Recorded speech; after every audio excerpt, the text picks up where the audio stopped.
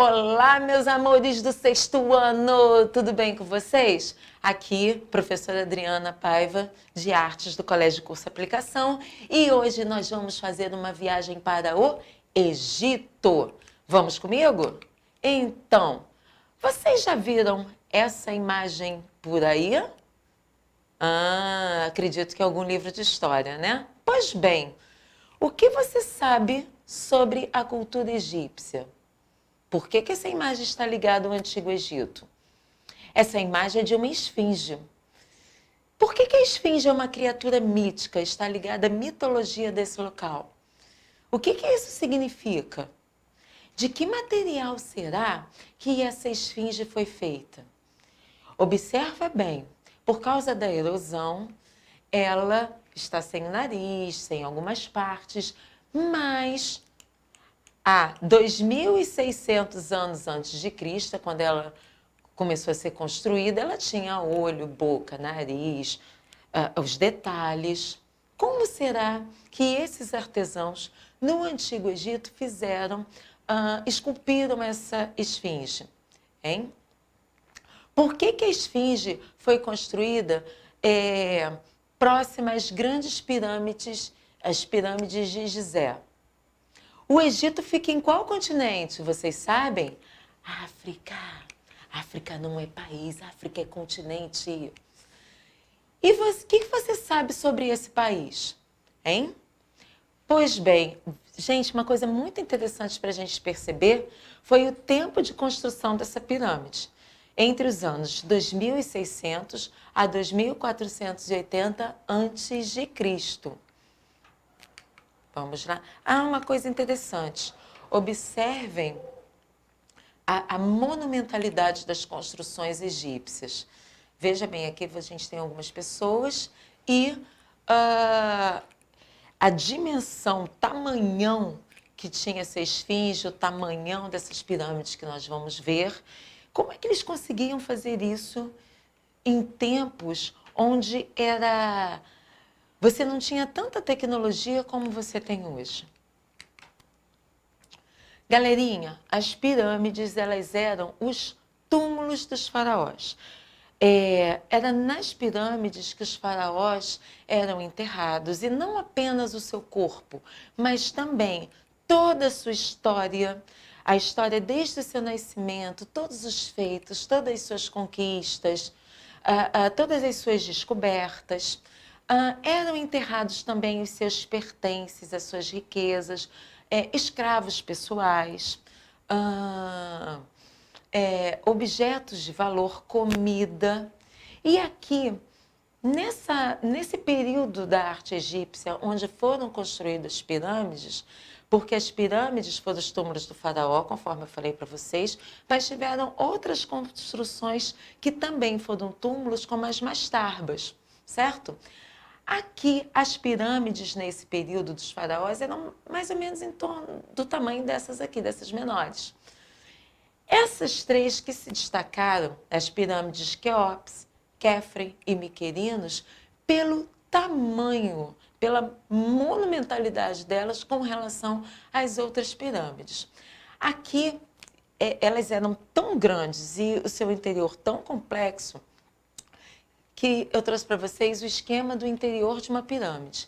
Então, vocês tinham câmeras subterrâneas, você tinha poço, você tinha a câmara da rainha, uma entrada, porque assim, o faraó era enterrado com seus tesouros, certo?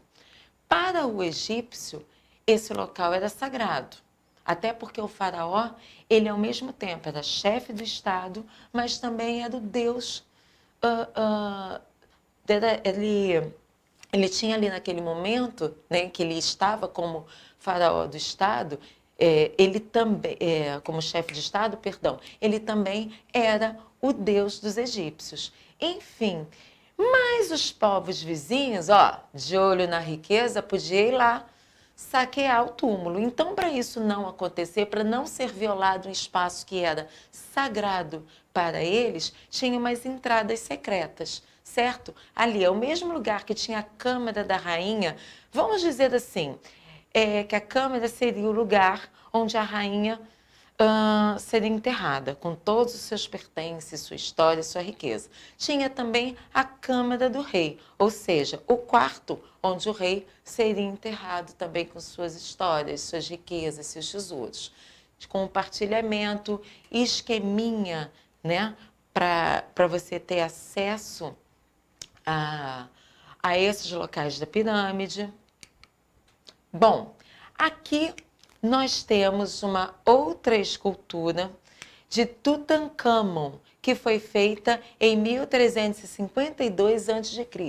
Ele foi o último faraó egípcio e ele morreu muito jovem. Umas coisas interessantes para a gente reparar nessa escultura, que era uma escultura que foi colocada, esse rosto dele, né, você tem também na tampa do sarcófago. O que era o sarcófago? O sarcófago era como se fosse o caixão deles, certo?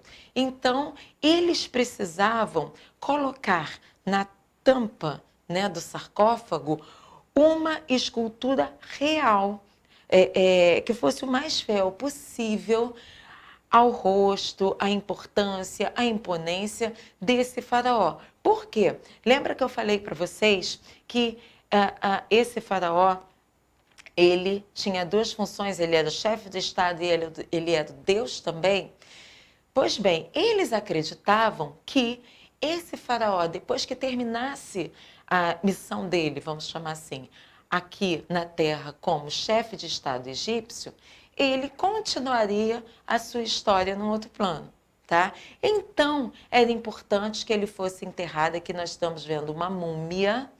O corpo dele era mumificado, as vísceras eram retiradas, eles davam banho nesse corpo com alguns líquidos que lembram, tem a função do nosso formol de preservar.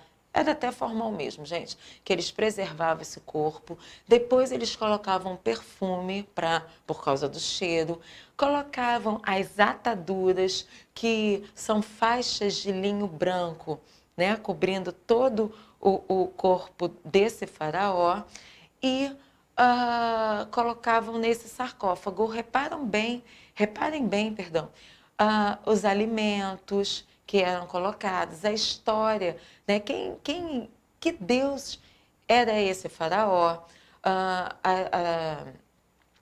as suas coisas importantes eram colocadas com ele. E uma coisa interessante é que esse processo de mumificação, ele era tão perfeito, mas tão perfeito, que essa múmia, ela foi descoberta recentemente, no século XX, e você ainda observa que ela tem os dentes. Tem algumas múmias que, ao tirarem as ataduras, eles descobriram que elas ainda tinham pele, que elas ainda tinham cabelo. Isso pela perfeição, vamos chamar assim, dessa mumificação. É muito importante a gente entender que a arte egípcia, eles tinham um conceito de que ela tinha que durar para a eternidade. Por quê? Porque esse faraó, entre aspas, tá, pessoal? Ele duraria para sempre. Se a vida continuava, eles acreditavam que essa vida desse faraó ia continuar depois da morte deles aqui no plano terreno, eles precisavam saber tudo aquilo que eles construíram, tudo aquilo que eles conquistaram em outros planos, certo? Aqui nós temos um papiro. Papiro foi o papel, vamos chamar assim, em que eles contavam as suas histórias, onde eles escreviam. E qual era o nome da escrita egípcia? Hieroglifos. Aqui a gente está vendo, opa, aqui. Muito bem. Essas letras, na verdade, eram símbolos, desenhos, códigos que, combinados entre si, formavam um texto. As únicas pessoas, nem todo mundo no Antigo Egito sabia ler e escrever. Quem eram os responsáveis por registrar por escrito, através dos hieroglifos, a história egípcia, eram os escribas, certo? Então eram eles que iam fazer esses registros no papiro, eram eles, né, que iam fazer esses registros nas paredes das pirâmides. Aqui nós temos um afresco de um sapateiro, deixa eu só sair aqui da frente um pouquinho para vocês verem, fazendo um sapato. Eles registravam nas paredes das pirâmides a sua história, o seu cotidiano. O que tinha sido feito ali no dia a dia para o enaltecimento dessa história do período em que esse faraó foi o chefe de Estado. Olha aí, falei dos escribas para vocês, olha a imagem mais famosa do escriba mais famoso do Antigo Egito.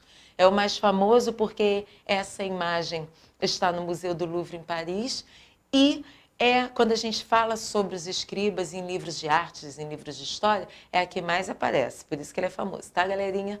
Aqui nós temos alguns deuses egípcios e uma coisa muito interessante, que na representação desses deuses, eles tinham a forma zoomórfica. O que isso quer dizer? Zo, animal, mórfica, forma.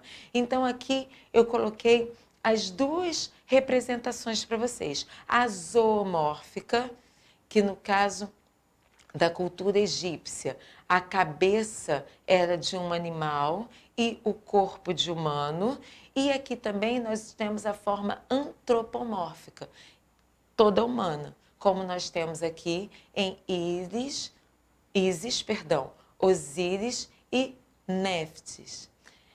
Aqui Set, representado da forma zoomórfica, porque ele está com a cabeça que lembra um cachorro. Outra coisa interessante que eu queria que vocês observassem é a posição desse corpo. Tenta fazer aí na sua casa. Vê se você consegue ficar de lado e o seu olho aqui no meio do seu rosto. Tem como? Deixa eu tirar o cabelo aqui da frente. Não.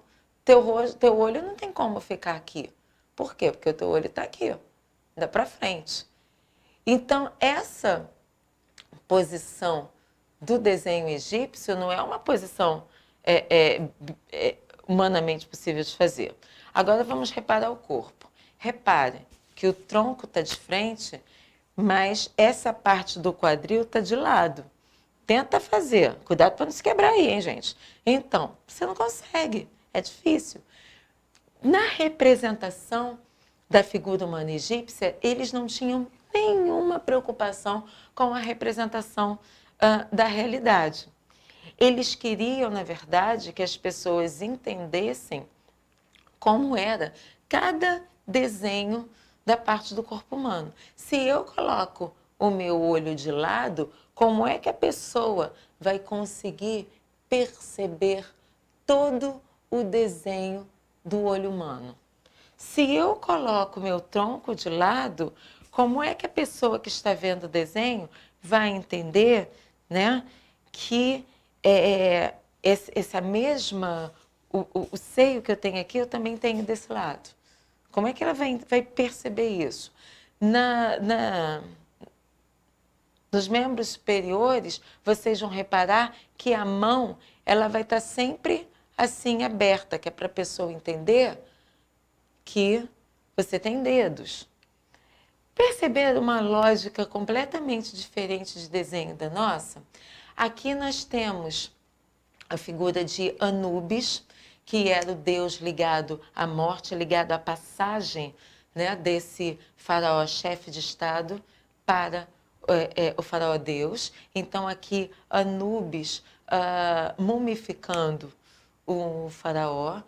Toda a história sendo contada aqui pelos hieroglifos atrás dele. E aqui o olho de Horus, que vocês já devem ter visto em algum lugar. Só sair aqui da frente um pouquinho, tá? Que é o olho que tudo vê. Esse carinha francês, ele não está vestido como egípcio, então ele não era dessa época, tá? esse carinha francês chamado Jean-François Champollion, ele foi o responsável por decifrar os hieroglifos. Então, graças a ele que a gente consegue hoje em dia, a gente que eu falo, os estudiosos, tá, pessoal? Entender o que os antigos egípcios escreveram em seus hieroglifos, ou hierógrafos, tá bom? Queridos, quando a gente estuda história da arte, é lógico que mesmo que ela tenha acontecido há muitos e muitos anos atrás, ela vai influenciar, ela vai ser importante porque a gente vai conhecer uma cultura que não vivemos naquela época. E no Egito atual, nós temos vários artistas ligados à arte moderna, como é o caso de Alaa Awad, que vai pegar como referência para as suas obras a sua própria história. Então, esse aqui é um mural em mosaico desse artista egípcio, onde ele vai pegar uma das imagens muito comuns, que eram as imagens dos trabalhadores egípcios. Então, ele vai pegar essa imagem de referência. Então, você repara que, olha, a lei da frontalidade, a maneira como eles estão vestidos, a própria posição, mas vai acrescentar novos elementos a essas informações para poder criar a sua arte. No nosso trabalho, vocês vão pegar o caderno de desenho, o caderno de artes, e tendo como base a lei da frontalidade, você vai fazer um desenho inspirado nessa lei da frontalidade. Aqui eu coloquei 2 exemplos, não é para copiar esses daqui não, porque os meus amores do 6º ano são super criativos. Eu tenho certeza que o desenho de vocês vão ficar muito melhores do que esses 2 exemplos que eu peguei aqui para dar para vocês, tá? Está aqui só para ser uma base, só para ser uma referência, tá? São sugestões de trabalho. E eu queria muito que vocês usassem e abusassem das cores e da criatividade de vocês. Uma coisa interessante para a gente poder falar é que essas cores elas eram retiradas da própria natureza. O azul, que nós vamos ver, ela foi tirada não de uma semente, sim de um mineral, que era bem importante para eles, tá bom? Galerinha, qualquer dúvida que vocês tiverem, Clesep é o chat do Teams, tá? Vou estar lá esperando por vocês. Beijos!